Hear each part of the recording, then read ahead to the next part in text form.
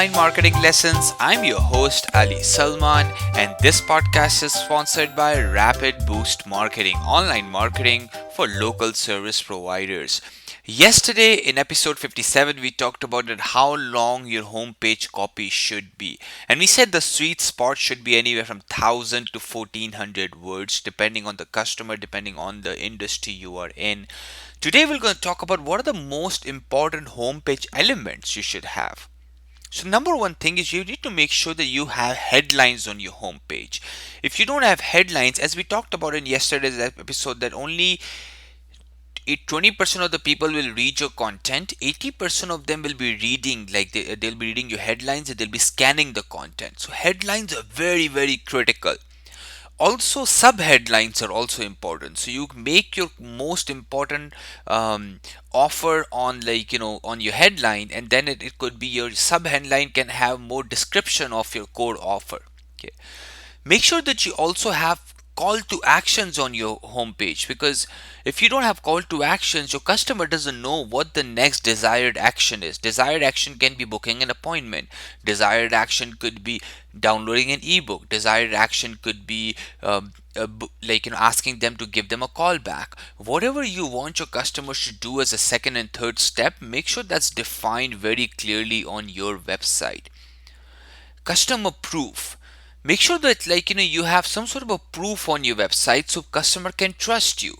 Now, where does the proof comes from? Proof can come from having logos of the companies you have worked with. Proof can come from organizations you are part of. So let's say you're part of local chamber, you're part of Triple B, you're part of Steel Owners Association. You can be part of a lot of professional organizations, and make sure that they are on your homepage.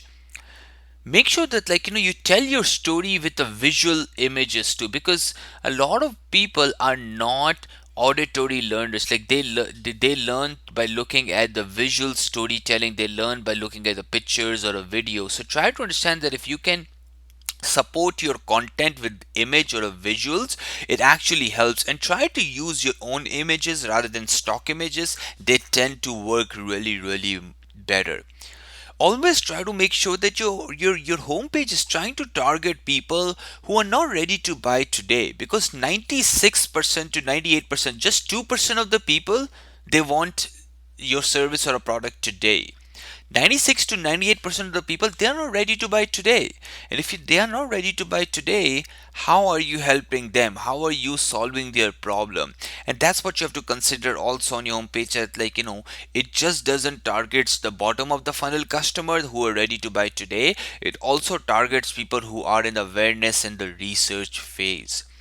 Also make sure that the navigation is very easy to, if they want to navigate around the website or a home page, right? Your menu layout, the text you're using, the colors you're using is really important.